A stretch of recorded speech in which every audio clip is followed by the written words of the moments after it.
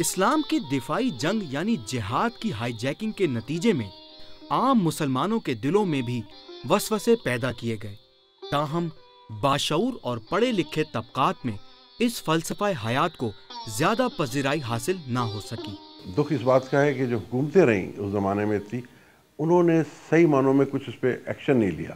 Because Pakistan میں مجھے یاد ہے جب میں اسکول میں پڑھتا تھا، ہمیں یہ پتہ بھی نہیں ہوتا تھا کہ کون شیعہ ہے اور کون سنی ہے۔ ہم لوگ ساتھ مل کے رہتے تھے اور ادھر بات صرف یہ ہوتی تھی کہ ہاں بھائی مسلمان ہیں، اور جو پڑھائی بھی ہوتی تھی وہ بھی اس قسم کی ہوتی تھی، سلیبس بھی اس طرح کے تھے۔ بٹ اس کی وجہ سے ڈیفینیٹلی اثر ہوا اور اس کو ہمیں چاہیے تھا کہ ہم اس کے اوپر ایک چیک رکھتے، بٹ میرے خیال سے کوئی فنڈامنٹلسٹ فورسز تھی جنہوں نے یہ چیزیں ایکسیپٹ کی اور اس کا اثر جو اچھا نہیں رہا۔ عقیدہ یا نظریہ جب تک اس ایکسٹریم پہ نہیں پہنچتا، جب تک وہ عقیدہ نہیں بنا کرتا، وہ تو ایک بات ہوگی۔ دوسری چیز یہ کہ اس عقیدے کو لے کر ہم معاشرے میں کیسے بیہیو کرتے ہیں۔ تو جب غیر مسلموں کے ساتھ ہم نے کو ایگزسٹنس اور پھر پرو ایگزسٹنس کی بات کی، تو ظاہر ہے کہ مسلمان آپس میں، اس میں تو پرو ایگزسٹنس کے سوا کوئی دوسری بات ہی نہیں ہے، کیونکہ قرآن مجید نے جہاں یہ کہا کہ انما المؤمنون اخوہ، مومنین آپس میں بھائی بھائی ہیں، جو بھی اللہ آخرت کے اوپر اور رسول کے اوپر ایمان رکھتے ہیں وہ سب آپس میں بھائی بھائی ہیں۔ نہ صرف دینی مدارس میں بلکہ ملک کی بڑی سے بڑی جامعات میں جس چیز کو فروغ دیا ہے وہ ایکسٹریمزم ہے، وائلنس ہے، عدم رواداری ہے۔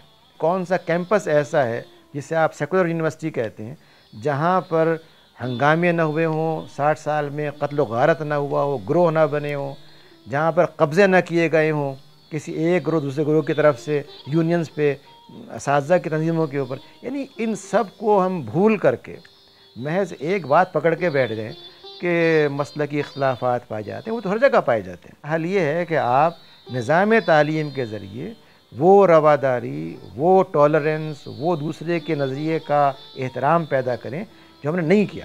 رسول اللہ صلی اللہ علیہ وسلم کی آمد کا ایک بڑا بعثت کا مقصد یہ تھا کہ دہشت گردی سے نجات دلائی جائے دنیا کو۔ جس معاشرے میں بھی آپ لوگوں کی رائے کے خلاف حکومت کا نظم قائم کریں گے، وہاں تشدد اور انتہا پسندی لازماً پیدا ہوگی۔ موجودہ زمانے میں چونکہ لوگوں کی تربیت ہو چکی ہے، وہ بڑی حد تک جمہوری روایات سے واقف ہو چکے ہیں، ریاست کے نظام میں شرکت کا ایک عمومی تصور پیدا ہو چکا ہے، بڑے شہر آباد ہو چکے ہیں۔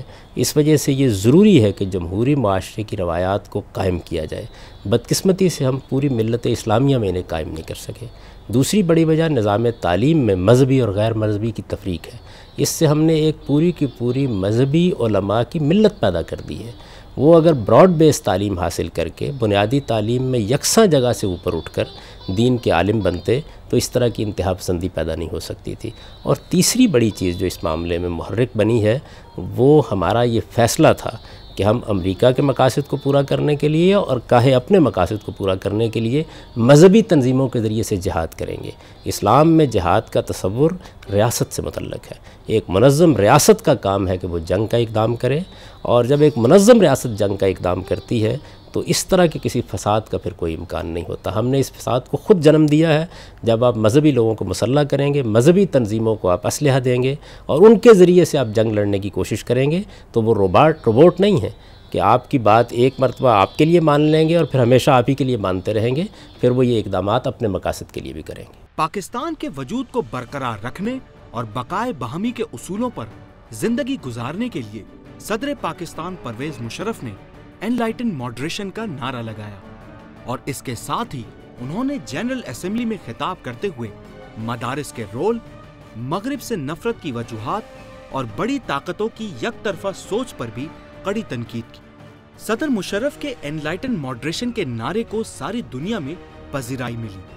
خود ملک کی لبرل اور ترقی پسند جماعتوں نے اس نعرے کا خیر مقدم کیا، جبکہ مذہبی سیاسی جماعتوں نے مسلمانوں کو انتہا پسند قرار دینے کا مغربی نعرہ مسترد کر دیا۔ یہ اصطلاح اس کی نہیں ہے جو ماڈریٹ اور انلائٹن، یہ ان کی اصطلاح ہے جو ان کے منہ میں دے دی گئی ہے، اور وہ اسی طریقے سے اپنے اہل کار لوگوں کو بڑا چڑھا کے پیش کرتے ہیں۔ بڑا فلسفی آ گیا ہے، بڑا حکیم آ گیا ہے، بڑا اس نے انلائٹنمنٹ کا اور ماڈریشن کا ایک فلسفہ دے دیا ہے۔ مسلمان ماڈریٹ ہیں، مسلمان انلائٹنڈ ہیں۔ انلائٹن یا ماڈریٹ ہونا مسلمانوں کے لیے کوئی نئی بات. جو ہماری بنیادی فلسفہ ہے وہ اسٹیٹ کا فارمیشن کا ہو یا اکنامکس میں ہو یا ڈیموکریسی میں ہو, that is moderation. But this is not the moderation of the West. This is the moderation that is given to us by the Islamic paradigm, by the Islamic dictate, by the Islamic code of conduct itself. It is not imposed on us or not dictated to us by the West.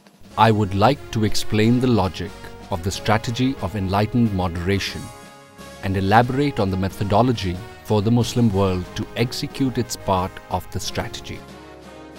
First of all, we need to understand the root cause of extremism and militancy lies in political injustice, denial and deprivation.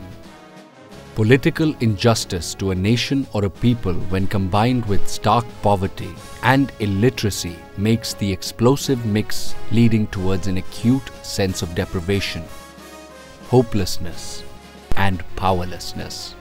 A people suffering from a combination of all these lethal ills are easily available cannon fodder for the propagation of militancy and the perpetration of extremist, terrorist acts.